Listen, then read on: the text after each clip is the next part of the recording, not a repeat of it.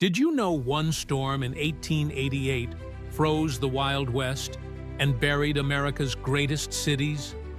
It began quietly on March 11, 1888. Then the sky turned white, and the wind began to scream. Within hours, the Great Blizzard of 1888 ripped through the Northeast, with 80-mile-an-hour winds turning streets from New York to New England into frozen tunnels.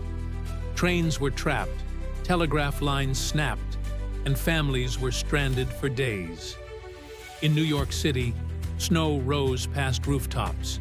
Drifts towered over 50 feet high, swallowing homes whole and trapping families behind walls of ice. By the time the storm ended on March 14th, more than 400 people were dead, and thousands were left without food, heat, or communication. Even the mighty New York Stock Exchange shut down. The city had completely stopped. From chaos came change.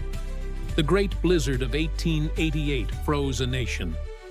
But from the silence rose progress. Out of the snow came underground power lines and the birth of the subway. A storm so fierce it stopped America, only to set it in motion again. If you enjoyed this story, subscribe for more moments that shaped history.